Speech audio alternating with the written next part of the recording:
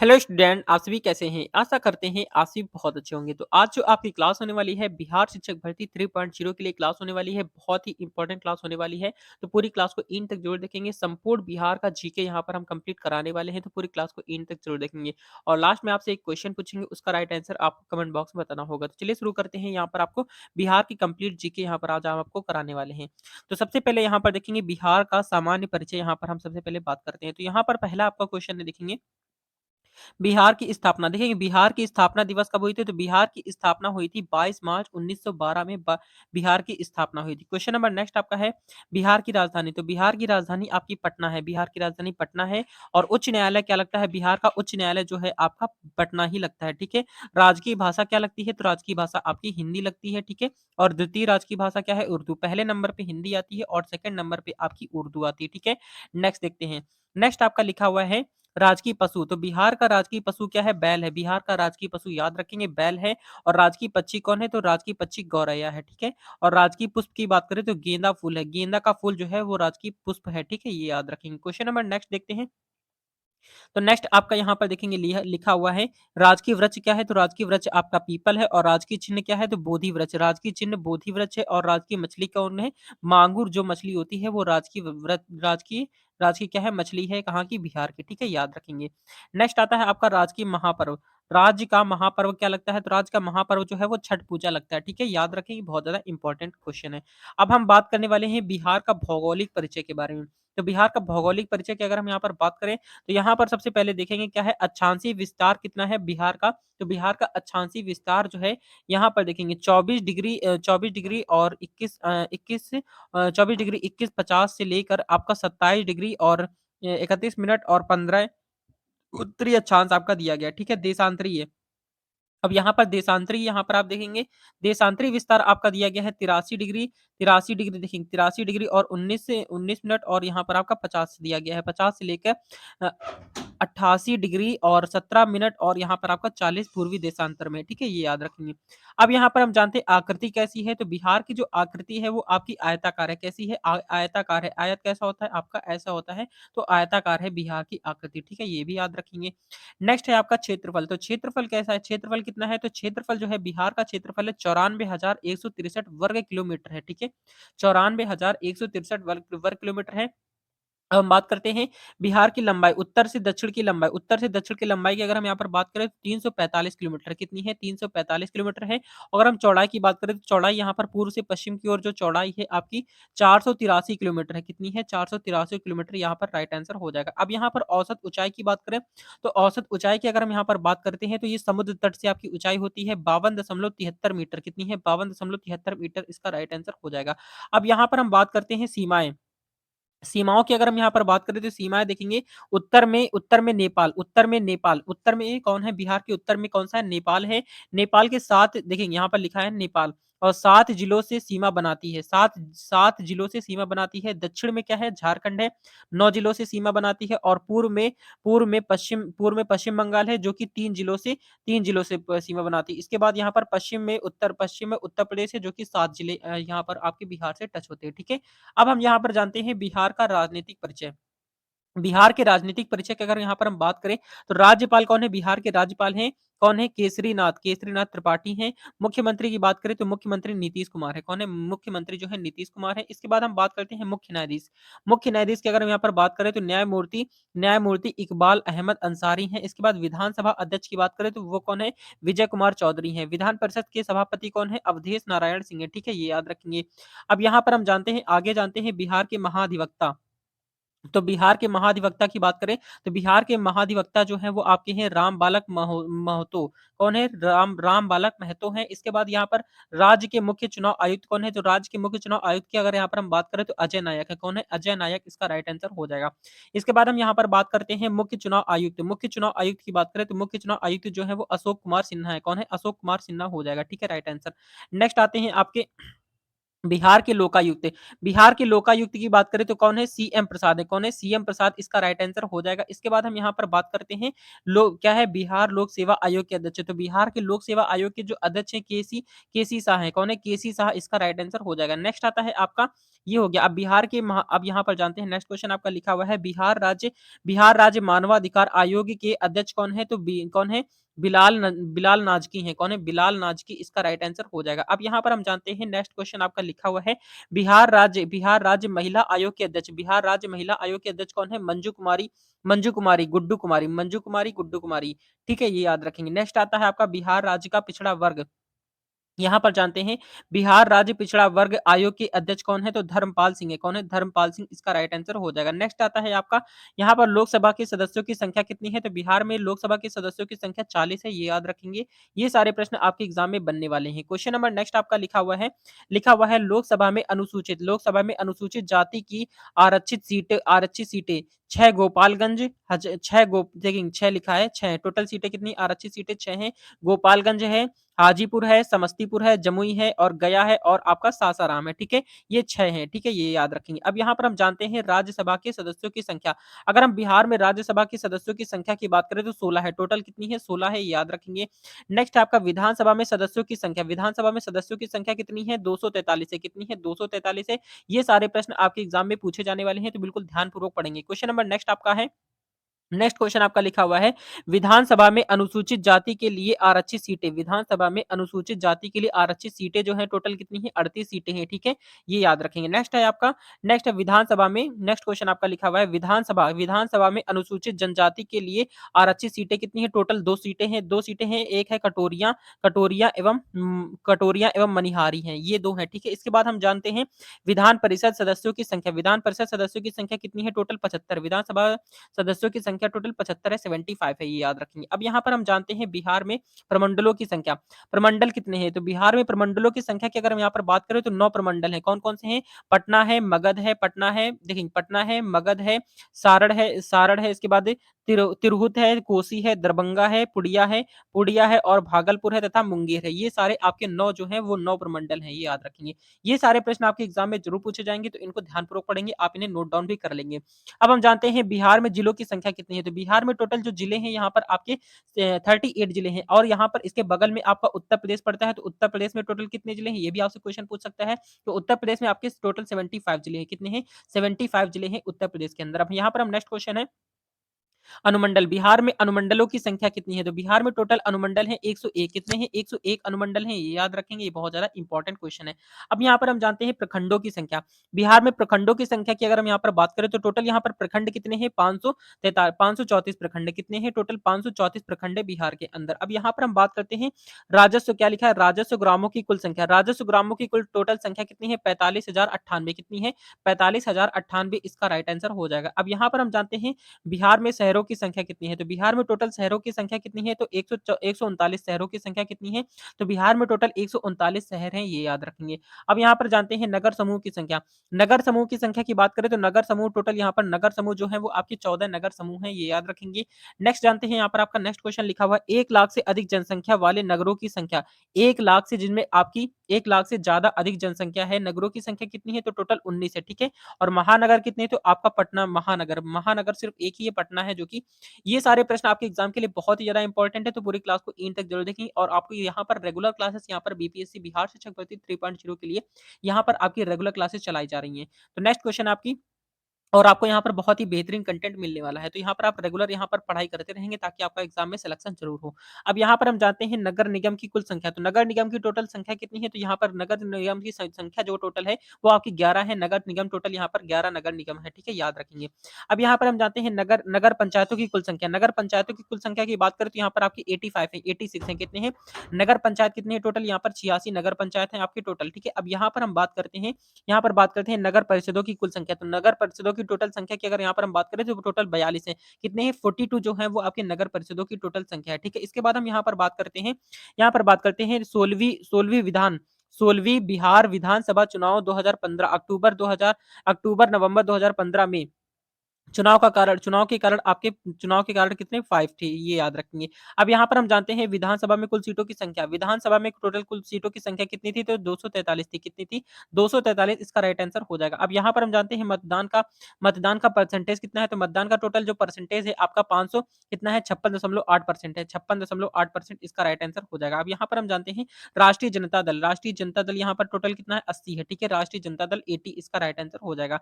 अब यहाँ पर हम जानते हैं अब यहाँ पर जानते हैं जनता दल यूनाइटेड जो है आपका 71 है। कितना है? 71 इसका राइट आंसर हो जाएगा। भाजपा से अगर हम यहाँ पर बात करें तो भाजपा की यहाँ पर आपकी 53 है। इसके बाद यहाँ पर कांग्रेस की अगर हम यहाँ पर बात करते हैं तो कांग्रेस की टोटल 27 है।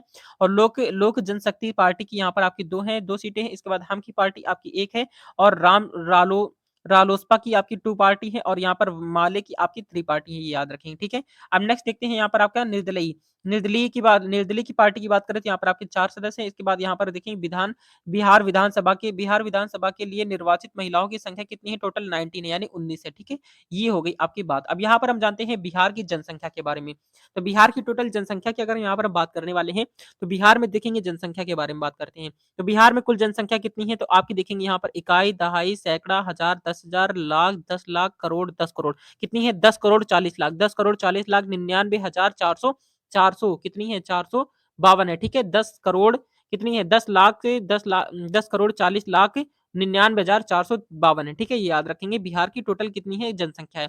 अब यहाँ पर हम बात करते हैं पुरुषों की टोटल जनसंख्या कितनी है। पुरुषों की जनसंख्या की अगर यहाँ पर बात करें तो देखें इकाई, दहाई, सैकड़ा, हजार, 10,000, लाख, 10 लाख, करोड़। कितनी है? 5 करोड़ 42 लाख 78,157 है। ठीक है, इसके बाद हम यहाँ पर बात करते हैं महिलाओं की जनसंख्या के बारे में। महिलाओं की जनसंख्या की अगर यहाँ पर हम बात करें तो देखें इकाई, दहाई, सैकड़ा, हजार, 10,000, लाख, 10 लाख, करोड़। कितनी है? 4 करोड़ 98 लाख 21,295 है टोटल महिलाओं की जनसंख्या। ठीक है, तो इस तरीके से यहाँ पर आपको याद रखना है सारी चीजें, क्योंकि ये क्वेश्चन आपके एग्जाम में पूछे जाने वाले हैं। अब नेक्स्ट क्वेश्चन हम यहाँ पर जानते हैं कुल जनसंख्या में पुरुषों का हिस्सा कितना है। कुल जनसंख्या में पुरुषों का हिस्सा कितना है? तो 52.14% है। कितना है? 52.14% इसका राइट आंसर हो जाएगा। आपको बता दें कि यहाँ पर बिहार शिक्षक भर्ती की यहाँ पर कंप्लीट यहाँ पर बिहार स्पेशल की जीके ये जो आपकी होने वाली कंप्लीट यहाँ पर इससे बाहर कोई भी क्वेश्चन यहाँ पर आपका नहीं फंसने वाला है। ना तो इसके बाद कोई भी यहाँ पर आपको क्लास देखने की जरूरत पड़ेगी। अब यहाँ पर हम जानते हैं देखें कुल जनसंख्या में महिलाओं का हिस्सा क्या है। तो कुल जनसंख्या में महिलाओं का हिस्सा की अगर यहाँ पर हम बात करें तो टोटल कितना है आपका? 47.86% है। कितना है? 47.86% हो जाएगा।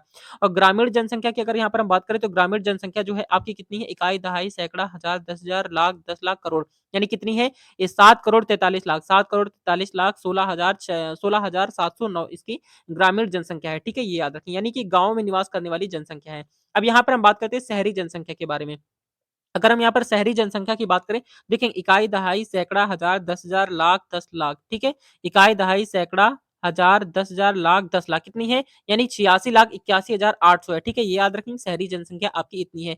इसके बाद हम यहाँ पर बात करते हैं कुल जनसंख्या। कुल जनसंख्या में ग्रामीण जनसंख्या का प्रतिशत कितना है? तो 88.7 कितना है? 88.7% है, ये याद रखेंगे। ये सारे प्रश्न आपके एग्जाम के लिए बहुत ही ज्यादा इंपॉर्टेंट होने वाले हैं, तो पूरी क्लास को इन तक जरूर देखेंगे। अब यहाँ पर हम नेक्स्ट देखते हैं कुल जनसंख्या में शहरी जनसंख्या का प्रतिशत कितना है। कुल जनसंख्या में शहरी जनसंख्या का टोटल जो परसेंटेज है आपका 11.29% है। कितना है?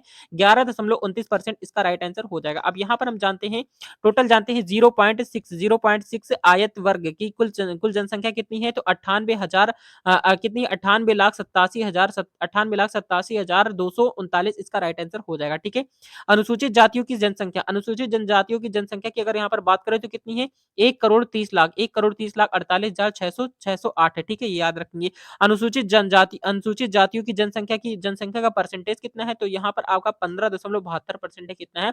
15.72% है। अब यहाँ पर हम जानते हैं सर्वाधिक अनुसूचित।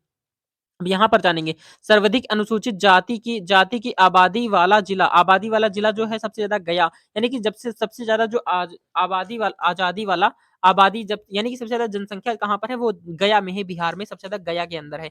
इसके बाद हम यहाँ पर बात करते हैं न्यूनतम यानी कि सबसे कम न्यूनतम अनुसूचित जाति क्या है? न्यूनतम अनुसूचित जाति की आबादी वाला जिला कौन सा, यानी कि सबसे कम जहां पर आबादी है न्यूनतम यानी कि आबादी वाला अनुसूचित जाति वाला, तो किशनगंज है।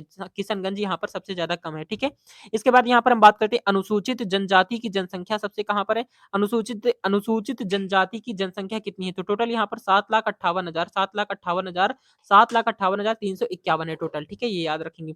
इसके बाद हम यहाँ पर बात करते हैं अनुसूचित जातियों की जनसंख्या का प्रतिशत कितना है? तो 1.3% है। कितना है? 1.3% इसका राइट आंसर हो जाएगा। इसके बाद हम यहाँ पर बात करते हैं नेक्स्ट क्वेश्चन जो आपका लिखा हुआ है, सर्वाधिक अनुसूचित जाति, क्या लिखा है?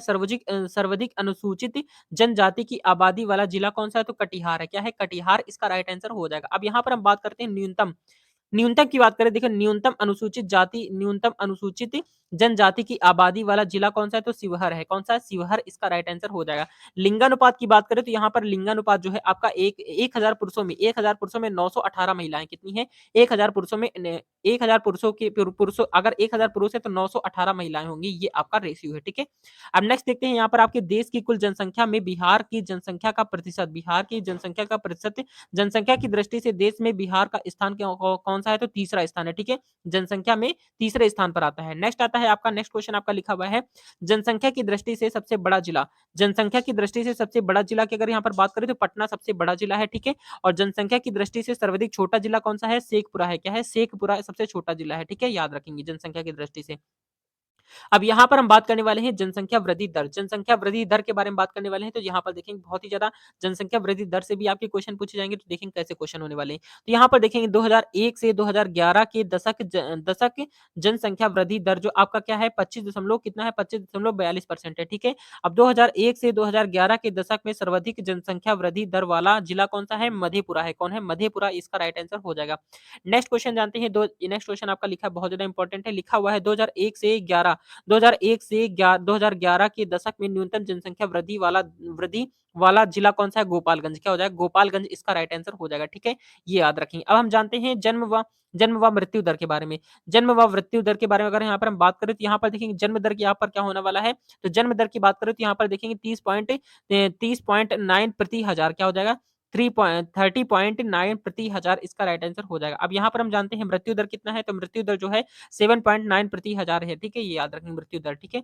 नेक्स्ट जानते हैं यहाँ पर शिशु मृत्यु दर। शिशु की मृत्यु दर की अगर यहाँ पर हम बात करें तो यहाँ पर 61,000 जीवित जन्म, ठीक है? 61,000 जीवित जन्म है, शिशु मृत्यु दर की बात करें।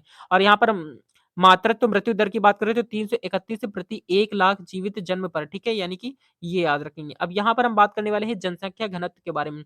जनसंख्या घनत्व के बारे में यहाँ पर आपके क्वेश्चंस होने वाले हैं। देखिए जनसंख्या घनत्व यहाँ पर आपका क्या है?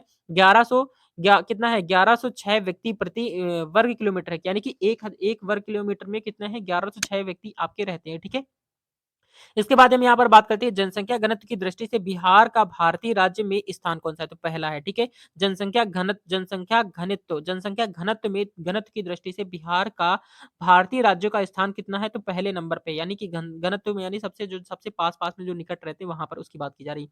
अब यहाँ पर हम नेक्स्ट क्वेश्चन की बात करते हैं सर्वाधिक जनसंख्या घनत्व वाला कौन सा है? तो सर्वाधिक जनसंख्या घनत्व की बात करें तो शिवहर, यानी कि 1880 लोग यहाँ पर रहते हैं, ठीक है? इसके बाद हम यहाँ पर बात करते हैं नेक्स्ट है आपका न्यूनतम जनसंख्या घनत्व वाला जिला। न्यूनतम जनसंख्या घनत्व वाला जिला जो है वो कैमूर है जहाँ पर 488 लोग हैं, ठीक है? नेक्स्ट यहाँ पर बात करते हैं लिंगानुपात के बारे में।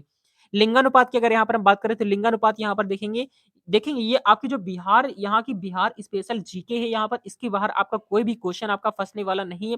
पूरी कंप्लीट जीके हम आपको कंप्लीट करा रहे हैं, बिहार की कंप्लीट जीके, इसके बाहर एक भी क्वेश्चन आपको नहीं मिलने वाला है, ठीक है? अब यहाँ पर हम देखते हैं, यहाँ पर आपका है लिंगानुपात। तो लिंगानुपात की बात करें तो यहाँ पर देखेंगे 1000 पुरुष पे 918 महिलाएँ हैं, ठीक है? ये याद रखेंगे। नेक्स्ट क्वेश्चन है यहाँ पर आप देखेंगे बच्चों का लिंगानुपात यहाँ पर हम बात करें तो 1000 पे यहाँ पर 935 है, ठीक है? नेक्स्ट देखते हैं यहाँ पर लिंगानुपात की दृष्टि से भारत के राज्यों में देखेंगे लिंगानुपात की दृष्टि से भारत के राज्यों में क्रम तो 24वां है। कितना है? 24वां है। सर्वाधिक लिंगानुपात वाला जिला कौन सा है? गोपालगंज है, यानी कि सर्वाधिक लिंगानुपात वाला जिला कौन सा है? गोपालपुर। इसके बाद नेक्स्ट क्वेश्चन आपका न्यूनतम लिंगानुपात वाला जिला कौन सा है? मुंगेर जो है मुंगेर साक्षरता, ठीक है? ये याद रखेंगे। नेक्स्ट आता है आपका बिहार की कुल साक्षरता कितनी है? अब यहाँ पर देखेंगे बिहार की टोटल जो साक्षरता है आपकी 61.80% है। कितना है? 61.80% है बिहार की कुल साक्षरता दर, ठीक है? नेक्स्ट याद कर दें, यानी कि 61% लोग यहाँ पर आपके पढ़े लिखे हैं। नेक्स्ट आता है आपका क्वेश्चन आपका पुरुष साक्षरता दर। अब पुरुष साक्षरता दर की बात करें, यानी कि पुरुष कितने पढ़े लिखे हुए हैं? तो 71.20% जो है पुरुष पढ़े लिखे हुए हैं, ठीक है? अब नेक्स्ट क्वेश्चन आपका महिला साक्षरता दर। तो महिला साक्षरता दर की अगर यहाँ पर हम बात करें तो महिला महिला साक्षरता दर जो है 51.5% है, यानी कि 51.5% यहाँ पर महिलाएँ पढ़ी लिखी हैं। अब यहाँ पर हम बात करते हैं साक्षरता साक्षरता की दृष्टि से भारत के राज्य में जो क्रम है आपका 28वां क्रम है, यानी कि 28वें नंबर पर आता है आपका बिहार जो है आपकी साक्षरता दर में आपका 28वें नंबर पे आता है, ठीक है? पहले नंबर पे आपका आता है कौन-सा आता है? पहले नंबर पे आपका केरल राज्य है, ठीक है? जिसमें आपका 98% या आपकी 97% लोग वहाँ के पढ़े लिखे हुए हैं। यानी साक्षरता दर से 97% है। नेक्स्ट आपका क्वेश्चन लिखा हुआ है सर्वाधिक साक्षरता दर वाला सर्वाधिक साक्षरता दर दर वाला जिला कौन सा? रोहतास है, रोहतास है, ठीक है। नेक्स्ट क्वेश्चन आपका लिखा हुआ है न्यूनतम साक्षरता दर दर वाला जिला कौन सा? पूर्णिया है। नेक्स्ट क्वेश्चन आपका सर्वाधिक पुरुष साक्षरता साक्षरता दर वाला जिला कौन सा? रोहतास है। नेक्स्ट आपका सर्वाधिक महिला साक्षरता वाला जिला कौन सा? रोहतास है। नेक्स्ट क्वेश्चन है न्यूनतम न्यूनतम पुरुष साक्षरता साक्षरता दर वाला जिला कौन सा? पूर्णिया है। ये सारे प्रश्न आपके एग्जाम के लिए बहुत ज़्यादा इंपॉर्टेंट है, तो कंटिन्यू यहाँ पर आप क्लास लेते रहेंगे और आपकी यहाँ पर रेगुलर क्लासेस चल रही है बिहार शिक्षक भर्ती के लिए। नेक्स्ट क्वेश्चन यहाँ पर पढ़ेंगे, पहले क्या लिखा है न्यूनतम नेक्स्ट क्वेश्चन यहाँ पर देखेंगे, लिखा हुआ है न्यूनतम महिला साक्षरता दर वाला जिला कौन सा है? सहरसा है। क्या है? सहरसा इसका राइट आंसर हो जाएगा। अब यहाँ पर हम बात करने वाले धार्मिक जनगणना के बारे में। धार्मिक जनगणना के अगर बारे में यहाँ पर हम बात करते हैं, हिंदुओं की जनसंख्या कितनी है? तो टोटल यहाँ पर देखेंगे हिंदुओं की जो जनसंख्या आपकी देखेंगे कितनी है? इकाई, दहाई, सैकड़ा, हजार, 10,000, लाख, 10 लाख, करोड़, यानी कि 6,90,76,73,919 जो कि आपकी 83.2% है, ठीक है? ये याद रखेंगे। नेक्स्ट आता है आपका मुस्लिम जनसंख्या के बारे में। मुस्लिम जनसंख्या की बात करें तो यहाँ पर देखेंगे 1,37,22,000 जो कि आपकी 16.5% है, ठीक है? नेक्स्ट आता है आपका ईसाई जनसंख्या की बात करें तो यहाँ पर देखिए 53,137 है जो कि 0.06% है। नेक्स्ट आता है आपका सिख की भी बात करें तो सिख की जनसंख्या जो यहाँ पर आपकी 20,780 यानी कि 0.03% है। नेक्स्ट आता है बौद्ध जनसंख्या की, तो यहाँ पर आपकी 18,818 है जो कि आपकी 0.02% है। नेक्स्ट आता है जैन धर्म की बात करें तो 16,000 देखिए 16,085 जो कि आपकी 0.02% है, ठीक है?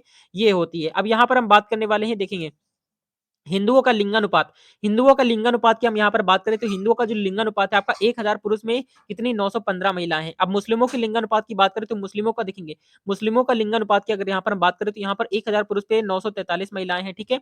नेक्स्ट क्वेश्चन है यहाँ पर आपका देखेंगे ईसाइयों के लिंगानुपात के बारे में बात करते हैं। ईसाइयों के लिंगानुपात के बारे में बात करें तो 1000 पुरुष पे यहाँ पर आपकी 974 कितनी है? 974 महिलाएं हैं। नेक्स्ट क्वेश्चन आपका देखते हैं तो नेक्स्ट क्वेश्चन यहाँ पर आपका लिखा हुआ है सिखों के बारे में। अब यहाँ पर देखेंगे सिखों का लिंगानुपात जो है आपका 1000 पुरुष पर कितनी महिला है? 879 महिलाएं यानी कि 879 महिलाएं हैं, ठीक है? नेक्स्ट आता है आपका नेक्स्ट देखेंगे नेक्स्ट आपका बौद्ध बौद्ध के लिंगानुपात बौद्ध में लिंगानुपात की बात करें तो यहाँ पर 1000 पुरुष पे आपके 841 महिलाएं आती हैं। जैन जैन में लिंगानुपात की बात करें तो 1000 पुरुष पर आपके 904 महिलाएं आती हैं। हिंदुओं की साक्षरता दर की बात करें तो 47.9% है और मुस्लिमों की बात करें तो यहाँ पर 42% है। ये जो क्लास है आपकी इतनी ज्यादा इंपॉर्टेंट क्लास है, यहाँ पर पूरी क्लास को इन तक जरूर देखें क्योंकि आपको एक एक क्वेश्चन बता रहे हैं, इसके बाहर आपका एक भी क्वेश्चन आपका इसके बाहर से नहीं होने वाला है कि बिहार की कंप्लीट जीके हम आपको कंप्लीट कराने वाले हैं, ठीक है? तो यहाँ पर देखेंगे आपकी इसके बाद आपको कोई भी क्लास पढ़ने की जरूरत नहीं पड़ेगी क्योंकि बिहार की आपकी स्पेशल क्लास होने वाली है। इसके बाद हम यहाँ पर जानते हैं देखेंगे यहाँ पर लिखा हुआ है ईसाइयों में साक्षरता दर की बात करें तो यहाँ पर 71.1% है। कितनी है? 71.1% है। सिखों में साक्षरता दर की बात करें यानी सिख कितने पढ़े लिखे हुए तो 79.8% है। नेक्स्ट आता है बौद्ध में साक्षरता दर जो कितनी है तो ये आपका 59% है। इसके बाद जैन में साक्षरता दर की बात करें तो 93.3% है, ठीक है? ये याद रखेंगे। अब यहाँ पर हम बात करने वाले हैं बिहार की स्थापना। अब देखिए बहुत ही अच्छे क्वेश्चन आपके आ गए हैं।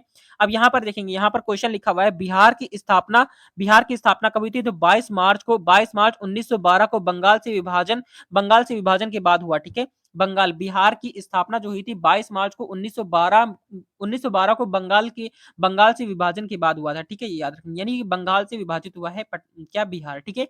नेक्स्ट क्वेश्चन आपका लिखा हुआ है यहाँ की राजधानी पटना तथा बिहार का सबसे बड़ा शहर भी पटना है, ठीक है? यहाँ की राजधानी भी पटना है यानी कि जो आपकी बिहार की राजधानी पटना है और सबसे बड़ा शहर भी है वो भी आपका पटना ही है, ठीक है? नेक्स्ट क्वेश्चन यहाँ पर देखेंगे बिहार में देखेंगे लिखा हुआ है बिहार में विधानसभा की 243 राज्यसभा की 16 तथा लोकसभा की आपकी 40 सीटें। ये याद रखेंगे सीटें वगैरह याद रखें क्योंकि आपके सीटें से क्वेश्चन आपके पूछे जाते हैं। नेक्स्ट क्वेश्चन आपका बिहार की राजधानी पटना का ऐतिहासिक नाम पाटलिपुत्र यानी कि बिहार की पहले की जो पुरानी बिहार की राजधानी जो पटना है उसका पहले का नाम क्या था? पाटलिपुत्र के नाम से जाना जाता था। नेक्स्ट क्वेश्चन देखते हैं। नेक्स्ट क्वेश्चन आपका लिखा है बिहार में 38 जिले हैं तथा यहाँ का क्षेत्रफल आपका 94,163 वर्ग किलोमीटर है। नेक्स्ट क्वेश्चन आपका लिखा हुआ है यहाँ की जनसंख्या लगभग आपकी 10 कितनी है? 10 करोड़ 38 लाख 4,637। बिहार में लगभग 5,41,85,347 पुरुष तथा लगभग 4,96,19,290 महिलाएं। ठीक है, ये याद रखेंगे। ये सारे प्रश्न आपके एग्जाम के लिए बहुत ज्यादा इंपॉर्टेंट है, तो पूरी क्लास को इन तक देखेंगे। क्वेश्चन नंबर नेक्स्ट आपका है बिहार में हिंदू 83.2% तथा मुस्लिम जो है आपका 16.5% है। नेक्स्ट है यहाँ की मुख्य भाषा हिंदी है, हिंदी उर्दू है। ठीक है, मैथिली भोजपुरी मगधी और अंगिका आदि है, ये सारी है। पहली नंबर पे आपकी हिंदी आती है, दूसरी उर्दू है, फिर मैथिली है और भोजपुरी है। इस तरीके से यहाँ पर आपको ये भी क्वेश्चन पूछाते हैं, तो ये भी आपको याद होने चाहिए। नेक्स्ट देखते हैं क्वेश्चन। नेक्स्ट क्वेश्चन आपका लिखा हुआ है क्षेत्रफल में यह देश का 12वां तथा जनसंख्या में तीसरा सबसे बड़ा राज्य है। ठीक है, तीसरे नंबर पे सबसे बड़ा राज्य है। नेक्स्ट क्वेश्चन देखते हैं। पहले नंबर पे आपका राजस्थान आता है। नेक्स्ट क्वेश्चन आपका लिखा हुआ है बिहार में क्या लिखा है? बिहार के प्रमुख पर्यटन स्थल महात्मा गांधी सेतु, महाबोधि मंदिर, नालंदा विश्वविद्यालय, विष्णु विष्णु क्या लिखा है? विष्णुपाद मंदिर, बोधि गया मंदिर आदि है। यहाँ पर ये याद रखें। अब नेक्स्ट क्वेश्चन आपका लिखा है बिहार की सीमाएं पूर्व में पश्चिम बंगाल और पश्चिम में उत्तर प्रदेश और दक्षिण में झारखंड और उत्तर में नेपाल से जुड़ी हुई है, ये याद रखें। ये सारे प्रश्न आपको याद रखें, हम एक बार रिवाइज करवा रहे हैं। नेक्स्ट देखेंगे, यहाँ पर आपका लिखा है बिहार के प्रमुख पर्वों में छठ छठ हो गया, होली हो गया, दिवाली हो गया, दशहरा हो गया, महाशिवरात्रि हो गया, नाग पंचमी हो गया और श्री पंचमी हो गया, मुहर्रम हो गया, ईद हो गया तथा क्रिसमस हो गया, ये सारे। ठीक है, ये सारे त्योहार पड़ते हैं। अब यहाँ पर हम जानते हैं 2600 साल पहले बिहार को सबसे ज्यादा शांति प्रिय यानी अहिंसा प्रिय भूमि कहा जाता था। बोध गया और पावापुरी में लोग शांति प्राप्त करने के लिए आते थे और आज भी आते हैं। ठीक है, ये याद रखें। ये सारे क्वेश्चन आपके एग्जाम के लिए इतने ज्यादा महत्वपूर्ण हैं क्योंकि इसके बाहर यहाँ पर आपके कोई भी क्वेश्चन नहीं पूछे जाने वाले हैं। अब यहाँ पर देखेंगे प्राचीन काल में मगध का साम्राज्य देश के सबसे शक्तिशाली साम्राज्य में से एक था। अब नेक्स्ट यहाँ पर देखेंगे लिखा हुआ है यहाँ से मौर्य गुप्त वंश तथा अन्य कई राजवंशों ने देश के अधिकतर हिस्सों पर राज किया। नेक्स्ट क्वेश्चन देखेंगे। ये सारे क्वेश्चन आपके एग्जाम के लिए बहुत ज्यादा इंपॉर्टेंट है क्योंकि यहाँ से ही क्वेश्चन आपके पूछे जाने वाले हैं और ऐसे ही क्वेश्चन यहाँ पर आपके बनते हैं, तो पूरी क्लास को एंड तक देखेंगे। अब यहाँ पर देखेंगे लिखा हुआ है छठी और पांचवी सदी ईसा पूर्व में यहाँ बौद्ध तथा जैन धर्मों का उद्गम हुआ है। बाद में बौद्ध धर्म चीन तथा उसके रास्ते जापान तक पहुंच गया। ठीक है, 12वीं सदी में बख्तियार खिलजी ने बिहार पर अपना आधिपत्य जमा लिया। ठीक है, ये याद रखेंगे। अब यहाँ पर नेक्स्ट जानते हैं, नेक्स्ट क्वेश्चन देखेंगे। अब यहाँ पर देखिए बहुत इंपॉर्टेंट क्वेश्चन लिखा हुआ है जब शेर शाह सूरी ने 16वीं सदी में दिल्ली के मुगल बादशाह हुमायूं को हराकर दिल्ली की सत्ता पर कब्जा किया तब बिहार का नाम पुनः प्रकाश में आया और यह अधिक दिनों तक नहीं रह सका। ठीक है, याद रखेंगे। अब नेक्स्ट क्वेश्चन देखेंगे, यहाँ पर देखेंगे लिखा हुआ ये सारे इंपॉर्टेंट पॉइंट्स हैं, इनको यहाँ पर नोट कर लेंगे, बहुत ज्यादा इंपॉर्टेंट आपके एग्जाम के लिए। अब यहाँ पर देखेंगे लिखा है पुरातन काल में बिहार देश की व्यापारिक राजधानी हुआ करती थी। ठीक है, तब देश का 40% व्यापार सिर्फ मगध, वैशाली, मैथिली और विदेहा अंग साक्य प्रदेश विज्जी जनक से हुआ करता था। ठीक है, नेक्स्ट यहाँ पर पॉइंट देखेंगे अकबर ने बिहार पर कब्जा करके बिहार का बंगाल में विलय कर दिया। इसके बाद बिहार की सत्ता की बागडोर बंगाल के नवाब के हाथ में चली गई। बिहार का अतीत गौरवशाली रहा है। ठीक है, याद रखेंगे। नेक्स्ट जानते हैं क्वेश्चन। नेक्स्ट क्वेश्चन आपका लिखा हुआ है नेक्स्ट क्वेश्चन देखेंगे थोड़ा। नेक्स्ट क्वेश्चन आपका लिखा हुआ है पुरातन काल में संस्कृति और सत्ता के बारे में अध्ययन करने के लिए दुनिया भर से लोग यहाँ पर आया करते थे। ठीक है, याद रखेंगे। आज हमारा थोड़ा सा स्वास्थ्य सही नहीं है, फिर भी आपके लिए क्लास है यहाँ पर आपकी कंटिन्यू दे रहे हैं, तो आप बिल्कुल सपोर्ट करेंगे और यहाँ पर ज्यादा से ज्यादा यहाँ पर आप वीडियो को शेयर करेंगे। ठीक है, तो आपके लिए बहुत ज्यादा मेहनत कर रहे हैं। नेक्स्ट देखेंगे क्वेश्चन आपका लिखा हुआ है, यहाँ पर क्वेश्चन आपका लिखा हुआ है 1912 में बंगाल का विभाजन के फलस्वरूप बिहार नाम का राज्य अस्तित्व में आया था। ठीक है, 1900 क्या लिखा है 1936 में उड़ीसा इससे अलग कर दिया गया। स्वतंत्रता संग्राम के दौरान बिहार के चंपारण के विद्रोह को अंग्रेजों के खिलाफ बगावत फैलाने में क्या लिखा है अग्रगण्य घटनाओं में से एक गिना जाता है। ठीक है, याद रखेंगे। ये सारे पॉइंट जो आपको कंप्लीट करा रहे हैं बहुत ही इंपॉर्टेंट पॉइंट है, इनको ध्यानपूर्वक पढ़ेंगे और इन्हें नोट डाउन करते रहेंगे। क्वेश्चन नंबर नेक्स्ट यहाँ पर आपका नेक्स्ट पॉइंट आपका लिखा हुआ है, स्वतंत्रता के बाद बिहार का एक और विभाजन हुआ और सन 2000 में झारखंड राज्य इससे अलग कर दिया गया। यहाँ पर आपका झारखंड भी अलग हो चुका है, जो कि 2000 में आपका अलग हुआ था। ठीक है, याद रखें 15 नवंबर 2000 को झारखंड बिहार से अलग हो गया था। नेक्स्ट आपका लिखा है, भौगोलिक तौर पर बिहार को 3 प्राकृतिक विभागों में बांटा बांटा जाता है। उत्तर में क्या लिखा है, उत्तर उत्तर का पर्वतीय तथा उत्तर का पर्वतीय एवं तराई भाग, मध्य का विशाल मैदान तथा दक्षिण का पहाड़ी किनारा। ठीक है, ये 3 भागों में बांटा जाता है। अब याद रखेंगे, नेक्स्ट पॉइंट यहाँ पर आपको कंप्लीट कराते हैं। नेक्स्ट पॉइंट यहाँ पर देखेंगे, लिखा है राज्य के मुख्य उद्देश्य। राज्य के मुख्य उद्देश्य मुंगेर मुंगेर में सिगरेट कारखाना और आईटीसी मुंगेर में आईटीसी के अन्य उत्पाद उत्पाद अगरबत्ती, माचिस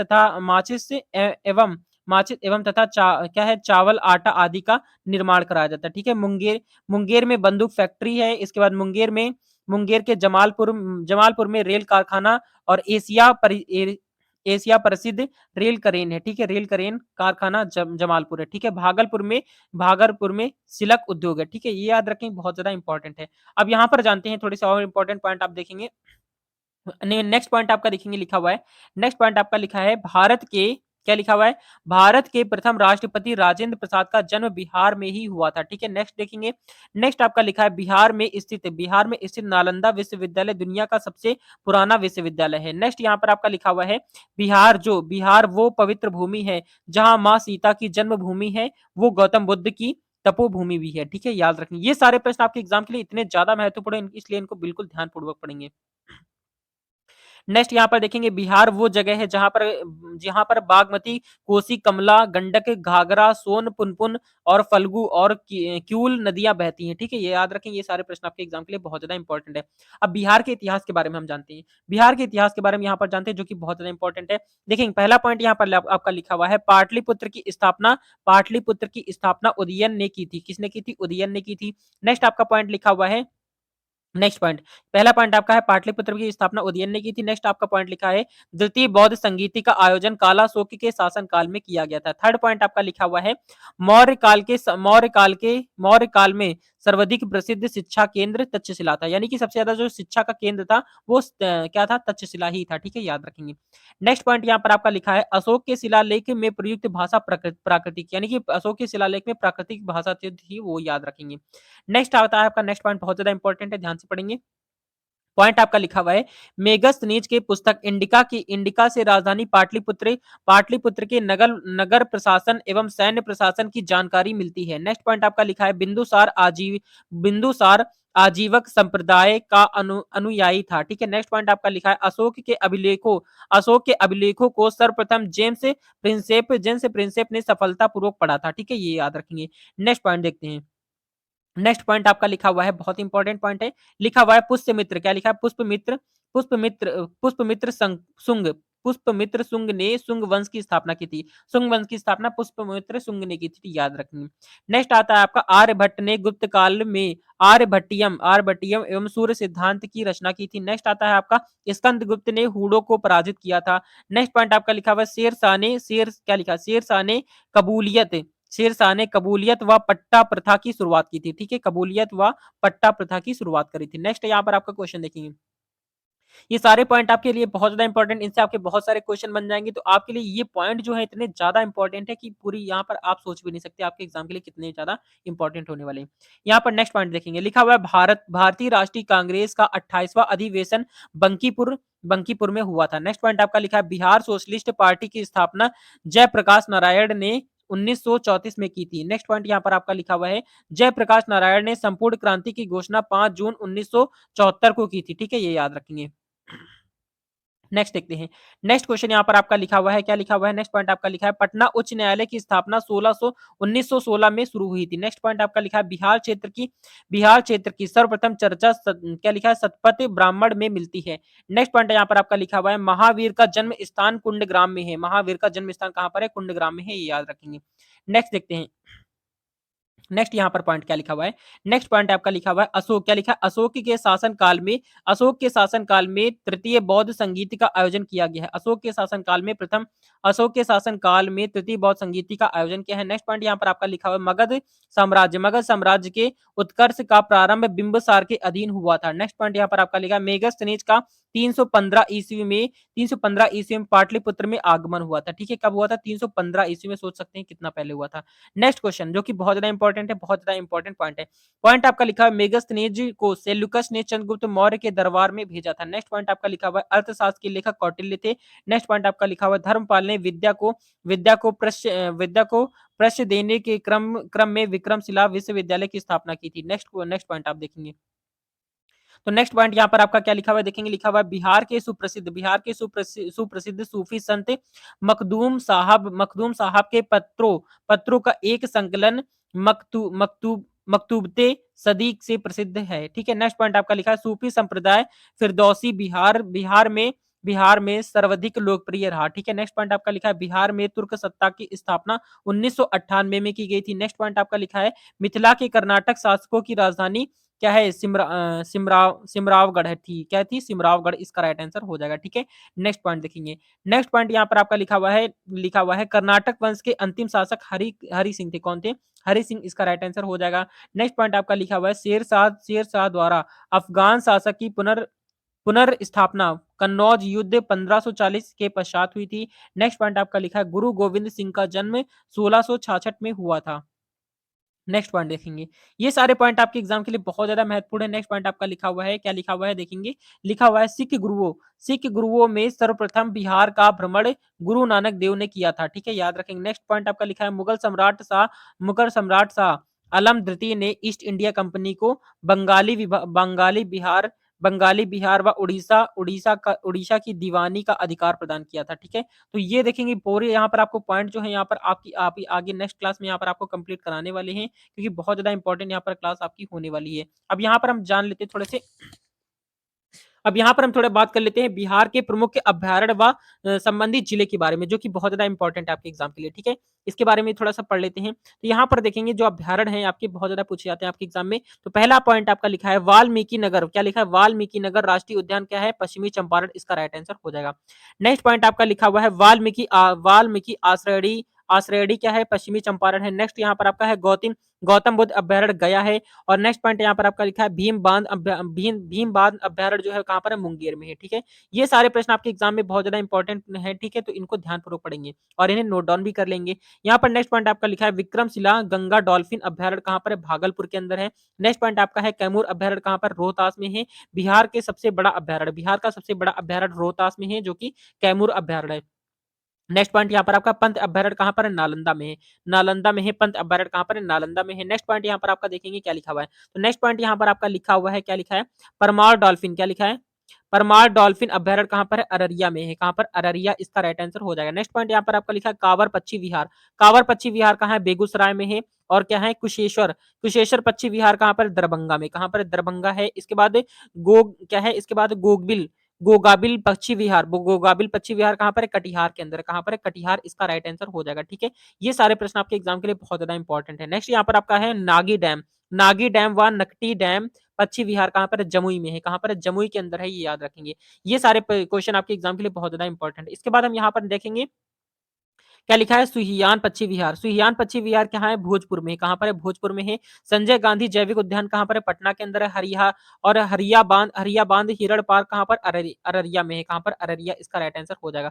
अब यहाँ पर हम बात करने वाले हैं बिहार में सिंचाई के बारे में। बिहार में सिंचाई के बारे में जान लेते हैं, जो कि बहुत ज्यादा इंपॉर्टेंट यहाँ से आपके एग्जाम पूछे जाते हैं एग्जाम में क्वेश्चन आपका कुल सिंचित क्षेत्र कितना है? तो 45 लाख है। कितना है? देखिए इकाई दहाई सैकड़ा हजार 10,000 लाख 10 लाख। कितना है? 10 लाख, यानी कि 45,50,244 हेक्टेयर इसका राइट आंसर हो जाएगा। ठीक है, अब यहाँ पर हम बात करते हैं सिंचित क्षेत्र कितना है। तो सिंचित क्षेत्र की अगर हम यहाँ पर बात करें परसेंटेज में, तो यहाँ पर आपका 48.33% है। अब यहाँ पर नेक्स्ट पॉइंट यहाँ पर आपका लिखा है सिंचित, क्या लिखा है? सिंचाई के मुख्य स्रोत नलकूप, नहरों, तालाब व कुआं, जलमग्न गड्ढे। ठीक है, ये याद रखेंगे। नलकूप द्वारा नलकूप द्वारा सिंचित भूमि का प्रतिशत कितना है? 55.4% है, ठीक है? कितना है? 55.4% इसका राइट आंसर हो जाएगा। नेक्स्ट यहाँ पर जानते हैं, नेक्स्ट यहाँ पर आपका लिखा है नहर द्वारा सिंचित भूमि का परसेंटेज कितना है? 34% है। इसके बाद नेक्स्ट पॉइंट यहाँ पर आपका लिखा है तालाब द्वारा सिंचित भूमि का परसेंटेज कितना है? 3.2% है। नेक्स्ट यहाँ पर आपका कुआं द्वारा सिंचित भूमि का परसेंटेज कितना है? 0.5% है, ये याद रखेंगे। ये सारे प्रश्न आपके एग्जाम के लिए बहुत ज्यादा इंपॉर्टेंट है। नेक्स्ट जानते हैं, नेक्स्ट यहाँ पर आपका देखेंगे अन्य साधनों द्वारा सिंचित भूमि का परसेंटेज कितना है? 6.5% है। नेक्स्ट पॉइंट यहाँ पर आपका लिखा है वृहद सिंचाई परियोजना की सिंचाई की क्षमता कितनी है? 10,000 हेक्टेयर से अधिक कमांड क्षेत्र, ठीक है, याद रखेंगे। मध्यम सिंचाई परियोजना में सिंचित सिंचाई क्षमता कितनी है? तो 2,000 से लेकर 10,000 हेक्टेयर है, ये याद रखेंगे। ये सारे प्रश्न आपके एग्जाम के लिए बहुत ज्यादा इंपॉर्टेंट है। अब यहाँ पर नेक्स्ट पॉइंट देखेंगे, बहुत ज्यादा इंपॉर्टेंट, थोड़ा इनको ध्यान से पढ़ेंगे। लिखा हुआ है सिंचाई क्षेत्र, लघु सिंचाई परियोजना की सिंचाई क्षमता कितनी है? 2000 हेक्टेयर, 2000 हेक्टेयर से कम है। सर्वाधिक सिंचाई क्या लिखा है? सर्वाधिक सिंचित भूमि वाला जिला कौन सा है? शेखपुरा है, ठीक है। नेक्स्ट पॉइंट आपका है न्यूनतम सिंचित भूमि वाला जिला कौन सा है? जमुई है। अब नेक्स्ट पॉइंट यहाँ पर आपका लिखा है नहर नहर सिंचाई में अग्रणी जिले कौन से हैं? रोहतास व चंपारण है। क्या है? रोहतास व चंपारण है। नेक्स्ट पॉइंट यहाँ पर आपका है नहर द्वारा न्यूनतम सिंचाई वाले जिले कौन से हैं? मुजफ्फरपुर और वैशाली इसका राइट आंसर हो जाएगा, ठीक है। ये सारे प्रश्न आपके एग्जाम के लिए बहुत ज्यादा इंपॉर्टेंट है। अब यहाँ पर हम बात करते हैं बिहार की प्रमुख सिंचाई परियोजना एवं नहरों के बारे में। बात करने वाले हैं बिहार की प्रमुख सिंचाई परियोजना एवं नहरों के बारे में। तो यहाँ पर देखेंगे पहला पॉइंट यहाँ पर आपका क्या लिखा है? पहला पॉइंट आपका लिखा हुआ है सोन, क्या लिखा है? सोन बहुउद्देशीय परियोजना 1875 में, कब हुई थी? 1875 में हुई थी। अब यहाँ पर प्रमुख नहरों के बारे में जानते हैं। पूर्वी सोन नहर यहाँ पर औरंगाबाद, कहाँ कहाँ से गुजरती है? औरंगाबाद हो गया, अरवल हो गया, पटना हो गया, गया हो गया और क्या हो गया? जहानाबाद हो गया, ठीक है। यहाँ से आपकी पूर्वी सोन नहर गुजरती है। नेक्स्ट यहाँ पर देखेंगे अब यहाँ पर पश्चिमी सोन नहर की बात करें तो आरा हो गया, बक्सर हो गया, रोहतास, ठीक है। ये यहाँ से होकर आपकी बहती है। अब यहाँ पर हम गंडक परियोजना के बारे में जानते हैं। गंडक परियोजना की अगर यहाँ पर बात करें तो गंडक परियोजना त्रिवेणी यानी कि 1904 में आपकी यहाँ पर ये उद्गम हुई थी, ठीक है। 1904 इसका टाइम पीरियड है। नेक्स्ट यहाँ पर मुख्य बांध यहाँ पर क्या है? वाल्मीकि नगर बांध है, ठीक है। मुख्य नहरें क्या है?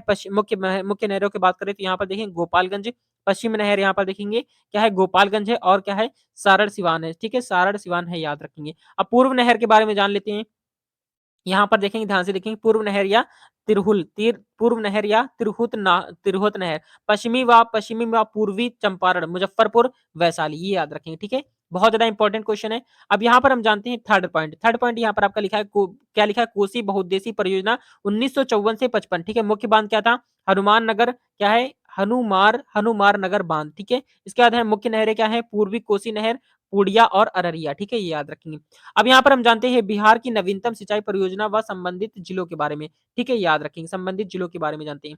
देखिए पहला पॉइंट यहाँ पर आपका लिखा है बरनाल जलाशय योजना कहाँ पर है? भागलपुर और जमुई में, कहाँ पर है? भागलपुर और जमुई में, ठीक है। नेक्स्ट देखते हैं। नेक्स्ट यहाँ पर पॉइंट लिखा हुआ है उत्तर, क्या लिखा है? उत्तर कोयल जलाशय योजना कहाँ पर है? गया और औरंगाबाद में है। नेक्स्ट पॉइंट आपका है पुनपुन बैराज योजना कहाँ पर है? तो ये आपका औरंगाबाद में है, गया और पटना और जहानाबाद के अंदर, ठीक है। अब वे क्या है? बटेश्वरनाथ पंप नहर योजना कहाँ पर है? भागलपुर के अंदर है। और क्या है? जमानिया पंप नहर योजना कहाँ पर है? कैमूर के अंदर है, ये याद रखिए, ठीक है। ये सारे प्रश्न आपके एग्जाम के लिए बहुत ही ज्यादा इंपॉर्टेंट है, बिल्कुल ध्यानपूर्वक पढ़ेंगे।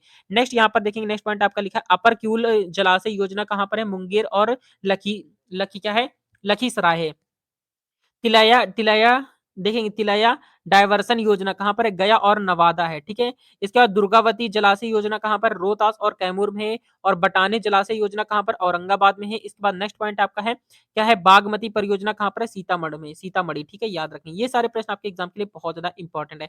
अब यहाँ पर हम जानते हैं बिहार की नदियां एवं उनके उद्गम स्थान के बारे में, यानी कि जो बिहार की जो टोटल नदियां हैं, पूरी नदियां हैं कंप्लीट, और उसके उद्गम यहाँ से कहाँ से निकली हुई है ये भी हम जानते हैं, ठीक है। पहले हम यहाँ पर जानते हैं गंगा नदी के बारे में। गंगा नदी कहाँ पर उद्गम हुई है? तो गंगोत्री में हुई है, ठीक है। घाघरा व नेक्स्ट यहाँ पर नदी है आपकी घाघरा या सरयू नदी। तो घाघरा नदी कहाँ से निकली हुई है?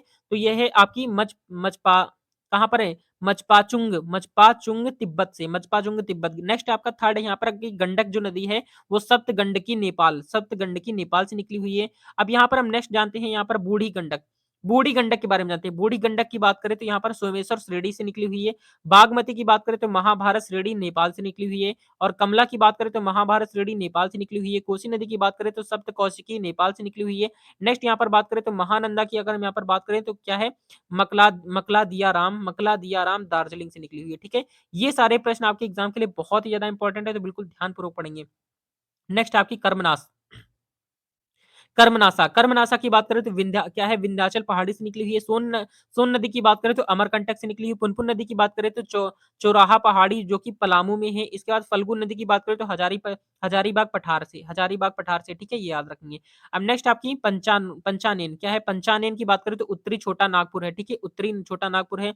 सकरी की बात करें तो उत्तरी उत्तरी छोटा नागपुर है। ठीक है, ये याद रखेंगे। अजय की बात करें तो बटपाड़, चकाई और जमुई से निकली हुई है। ठीक है, ये सारे प्रश्न आपके एग्जाम के लिए बहुत ज्यादा इंपॉर्टेंट है, बिल्कुल ध्यानपूर्वक पढ़ेंगे। ठीक है, अब यहाँ पर हम बात करते हैं बिहार के प्रमुख झरने, जलकुंड व उनके उद्गम स्थल के बारे में। उद्गम स्थल के बारे में यहाँ पर बात करते हैं, यानी कि बिहार के प्रमुख झरने के बारे में बात करते हैं, जलकुंड के बारे में बात करते हैं और उनके उद्गम स्थल के बारे में हम यहाँ पर बात करने वाले हैं।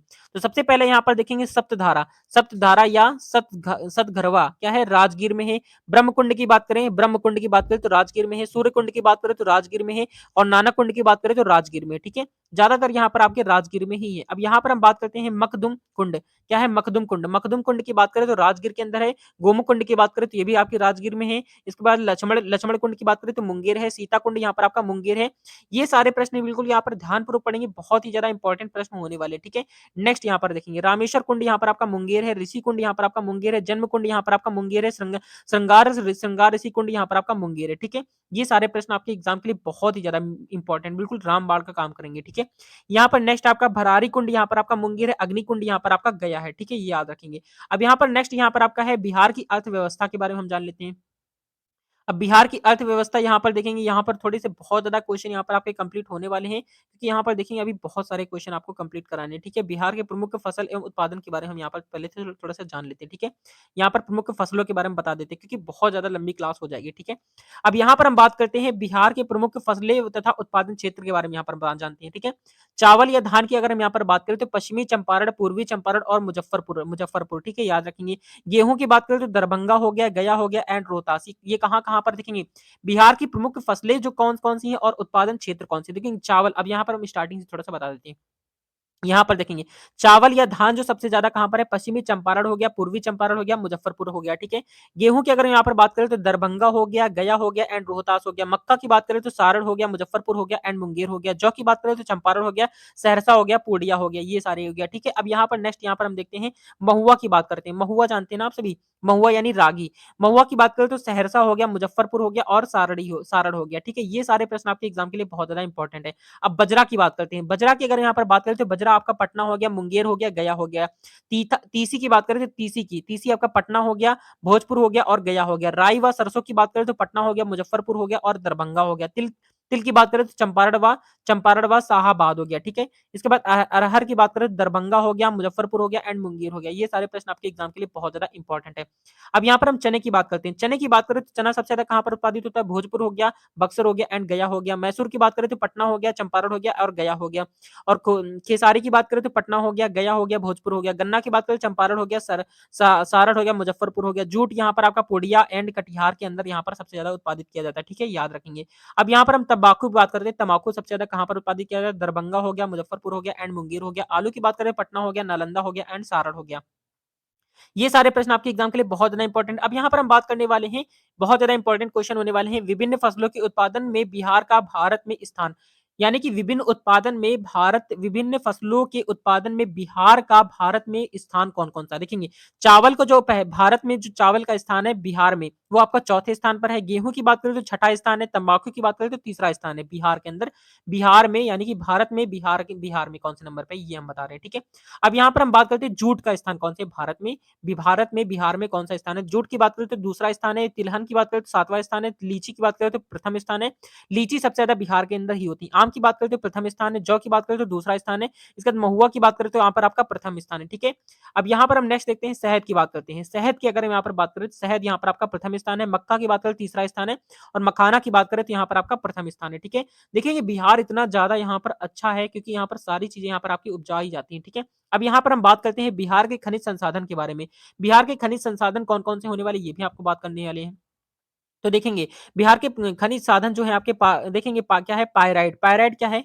पायराइट क्या होता है? अमझौर, अमझौर एवं बंजारी, अमझौर एवं बंजारी रोहतास, ठीक है। बॉक्साइट सबसे ज्यादा कहां पर पाया जाता है? तो बॉक्साइट जो है वो आपका क्या है? खड़गपुर मुंगेर और बंजारी रोहतास, ठीक है। टिन सबसे ज्यादा कहां पर होता है? तो टिन जो होता है आपका देवराज एवं कर्कखंड गया है। ग्रेफाइट यहाँ पर आपका होता है क्या है? सिमुल तला मुंगेर है, ठीक है। ये सारे प्रश्न आपके एग्जाम के लिए बहुत ज्यादा इंपॉर्टेंट है, ध्यानपूर्वक पढ़ेंगे। अभ्रक की बात करें तो अभ्रक जो है आपका कहां पर पाया जाता है? तो अभ्रक जो है गया हो गया, नवादा हो गया, जमुई हो गया और बांका हो गया, ठीक है। अब यहाँ पर हम बात करते हैं सेल खड़ी की बात करें तो गया हो गया, मुंगेर हो गया और नवादा हो गया। नेक्स्ट यहाँ पर हम जानते हैं चीनी मिट्टी। चीनी मिट्टी की बात करें, चीनी मिट्टी की बात करें तो यहाँ पर मुंगेर हो गया और भागलपुर हो गया। अब यहाँ पर ग्रेनाइट की बात करें तो क्या है? ग्रेनाइट एम्बेसडर हो गया, स्लेट हो गया, सिलिका और लैंड हो गया, यहाँ पर आपका मुंगेर है, ठीक है। ये सारी चीजें आपकी मुंगेर में अंदर पाई जाती हैं। और डोलेमाइट की बात करें तो रोहतास है, यूरेनियम की बात करें तो गया एंड नवादा हो गया, ठीक है। ये याद रखेंगे, बहुत ज्यादा इंपॉर्टेंट क्वेश्चन है, ठीक है। नेक्स्ट देखते हैं। तो नेक्स्ट क्वेश्चन यहाँ पर देखेंगे। नेक्स्ट यहाँ पर देखेंगे, यहाँ पर डोलेमाइट, यहाँ पर हम देखेंगे चीनी मिट्टी हो गया आपका, ग्रेफाइट हो गया आपका, डोलेमाइट आपका रोहतास हो गया, यूरेनियम आपका गया नवादा हो गया, सोरा, अब यहाँ पर सोरा की बात करते हैं। सोरा आपका सारण हो गया, गोपालगंज हो गया, सीवान हो गया एंड वैशाली मुजफ्फरपुर हो गया, ठीक है। ये याद रखेंगे, ये सारे प्रश्न आपके एग्जाम के लिए बहुत ज्यादा इंपॉर्टेंट है। सोन की बात करते हैं, सोना की बात करें तो सोना जो है आपका पश्चिमी चंपारण में पाया जाता है। फायर क्ले की बात करें तो यहाँ पर आपका भागलपुर में, और बेरियल की बात करें तो नवादा हो गया, पेट्रोलियम की बात करें तो पश्चिमी चंपारण सहरसा हो गया और पूर्णिया हो गया और किशनगंज हो गया, ठीक है। यहाँ से आपका पाया जाता है। अब बिहार के प्रमुख उद्योग वगैरह सारी चीजें हो गई। यहाँ पर बिहार के प्रमुख उद्योग के बारे में बात करते हैं। ये सारी क्लासें जो है यहाँ पर आपकी नेक्स्ट क्लास यहाँ पर आपको आगे क्लास में कराने वाले हैं, क्योंकि बहुत ज्यादा क्लास होने वाली है और हमारा स्वास्थ्य आज थोड़ा सा सही नहीं है। तो नेक्स्ट यहाँ पर जो आपकी क्लास होगी, यहाँ पर आपकी कंप्लीट यहाँ पर आपकी क्लास कराने वाले हैं और यहाँ पर आपकी कंप्लीट यहाँ पर क्लास होने वाली, ठीक है। और यहाँ पर आप लगातार कंटिन्यू यहाँ पर आपकी क्लासेस चलती रहेंगी। तो यहाँ पर नेक्स्ट यहाँ पर आपकी जो क्लास होगी, यहाँ पर आगे यहाँ पर आपको कंप्लीट कराने वाले हैं, ठीक है। तो आज के लिए इतना ही, मिलते हैं नेक्स्ट वीडियो में, तब तक के लिए जय हिंद, जय भारत, वंदे मातरम।